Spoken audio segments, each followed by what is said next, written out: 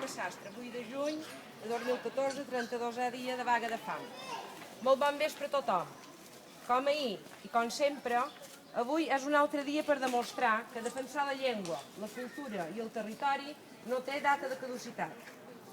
Hi ha moltes de causes justes i nobles per les quals lluitar arreu del món, però la nostra llengua, la de Ramon Llull i la dels nostres pares, des del 1229 ençà, només té els seus parlants per fer-la viva i plantar cara als enemics que la volen exterminar.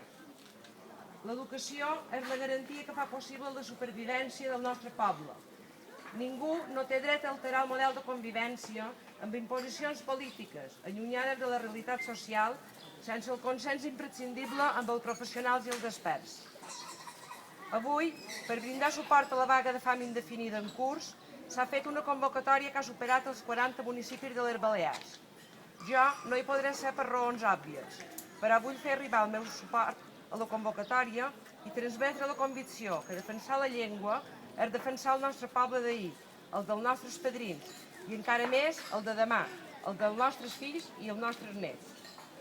Sabem que el ritme de vida i les circumstàncies dificulten distreure un parell d'hores del nostre temps, però vull reforçar aquesta crida a anar avui a les places de les nostres viles per enllaçar-nos i germanar-nos, talment com es va fer el passat 31 de maig a la plaça Major de Palma. No ens faran callar. Lluitarem sense descans ni desmai a favor de la llengua, de la cultura i de la identitat. Que avui s'escolti també la llum de les espelmes com un crit, el buident del món, a favor del diàleg i de l'entesa. Amics i amigues, amb la seguretat i la convicció que la vaga de fam no fa altra cosa que una crida sensata a la racionalitat i al diàleg, vull refermar la meva decisió. Moltes gràcies.